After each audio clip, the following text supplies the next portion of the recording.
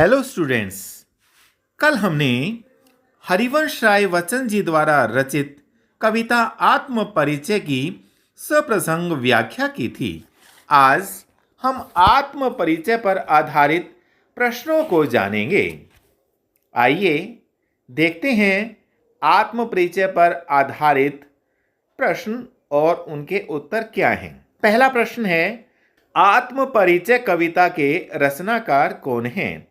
तो आप जानते ही हैं, मैंने शुरुआत में जो वीडियो मैंने इससे पूर्व में डाली थी तो उसमें बताया था कि इसमें हालावाद के प्रमुख प्रवर्तक हरिवंश राय बच्चन जी आत्म परिचय कविता के रचनाकार हैं। अगला प्रश्न है, कवि किसका भार लिए फिरता है? तो हमने पीछे पढ़ा था कि कवि जो है जग जीवन का भार लिए फिरता है। आगे फिर है, कवि जीवन में क्या लिए फिरता है? प्रश्न है, कवि जीवन में क्या लिए फिरता है? तो हमने पढ़ा था कवि जीवन में प्यार लिए फिरता है। अगला प्रश्न है, कवि किस सुरा का पान करता है? सुरा मदिरा शराब। तो कवि स्नेह रूपी सुरा का पान करता है। कवि कैसा संसार लिए फिरता है? अगला प्रश्न है कि कवि कैसा संसार लिए फिरता है? तो कवि स्वप्नों का संसार अर्थात स्वप्नील संसार लिए फिरता है। अगला प्रश्न है, कवि हृदय में क्या जलाकर दाह करता है? तो कवि क्या जलाकर दाह करता है? दाह मतलब जलना। तो यहां पर अग्नि, इसका सही उत्तर क्या होगा? अग्नि। अगला प्रश्न है, कवि किस अवस्था का उन्माद लिए फिरता है? अवस्था मतलब उसकी, जैसे हमारी युवावस्था, यौवन अवस्था, अवस्थाएं अलग अलग होती हैं। बाल्यावस्था, किशोर अवस्था, यौवन अवस्था, वृद्धावस्था। तो उस अवस्था का यहाँ पर जिक्र किया गया है कि कवि किस अवस्था का उन्माद लिए फिरता है। तो हमने व्याख्या करते समय पढ़ा था कि कवि कौन सी अवस्था? युवावस्था का उन्माद लिए फिरता है। अगला प्रश्न है, कवि अपने रोदन में क्या लिए फिरता है? रोदन, रुदन। तो कवि अपने रोदन में राग लिए फिरता है। हमने कल पढ़ा था जब हमने व्याख्या की थी। अगला प्रश्न है, कवि की वाणी कैसी है? ये भी हमने पढ़ा था, कवि की वाणी शीतल है। अगला प्रश्न है, कवि स्वयं को दुनिया का एक नया क्या मानता है? दीवाना। अंतिम जो पैराग्राफ था उसमें हमने पढ़ा था कि कवि जो है स्वयं को दुनिया का एक नया दीवाना मानता है। कवि कैसा संदेश लिए फिरता है? कवि मस्ती का संदेश लिए फिरता है। आगे है, कवि जग जीवन को भार स्वरूप क्यों समझता है? देखिए प्रश्न है, कवि जग जीवन को, जग रूपी जीवन को भार क्यों समझता है? हमने पढ़ा था कवि जग जीवन को भार स्वरूप इसलिए समझता है क्योंकि वह जीवन को प्रेम, मस्ती, आनंद एवं सौंदर्य से परिपूर्ण मानते हैं, जबकि संसार इनसे दूर कहीं कोरी कल्पनाओं में ही डूबा रहता है। संसार को प्रेम, मस्ती एवं आनंद से कोई मतलब नहीं है। वह तो ईर्ष्या, द्वेष की भावनाओं में ही जकड़ा रहता है। अगला प्रश्न है, कवि कैसे जीवन की कामना करता है?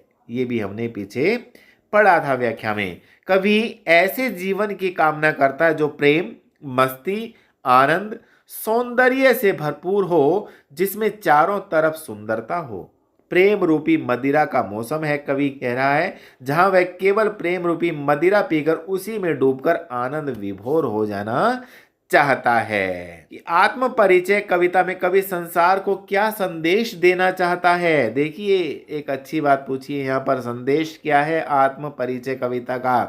तो आत्म परिचय कविता में श्री हरिवंश राय बच्चन जी ने संसार को मस्ती का संदेश देना चाहा है। संसार को यह कहना चाहता है, यह संदेश देना चाहता है कि हमें हमेशा मस्ती में ही डूबे रहना चाहिए। ऐसी मस्ती जिसको सुनकर यह संपूर्ण संसार मदमस्त होकर आनंद विभोर हो उठे। अगला प्रश्न है, आत्म परिचय के माध्यम से स्पष्ट कीजिए कि कवि क्यों रोया होगा? रोया था ना, हमने व्याख्या में पढ़ा था। कवि प्रेम एवं मस्ती की कोमल भावनाओं से ओतप्रोत है। उसे अपने जीवन में किसी प्रिया से असीम प्रेमा भाव हुआ, मतलब प्रेम हुआ था, किंतु दुर्भाग्य से वह प्रेम पूर्ण नहीं हो सका, जिसके बाद कवि को अगाध विरह की पीड़ा को सहन करना पड़ा था, जो पीड़ा उसके रोदन के माध्यम से ही प्रस्फुटित हुई थी। पढ़ा था ना हमने व्याख्या में। यही कारण है कि कवि रोया होगा।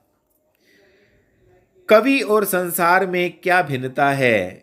मैं और संसार और संसार और, मैंने व्याख्या में समझाया था ना, तो यही चीज यहाँ पर पूछी, कवि और संसार में क्या भिन्नता है, दोनों में क्या भेद है, क्या क्या अलगाव की स्थिति, मतलब अलग है क्या है, उनमें डिफरेंसेस क्या हैं। कवि प्रेम एवं मस्ती में मदमस्त रहता है, पहली बात तो ये है, वह स्वयं में ही मस्त रहता है। वह प्रेम रूपी मदिरा पीकर उसी के आनंद में डूबा हुआ है, प्रेम रूपी मदिरा।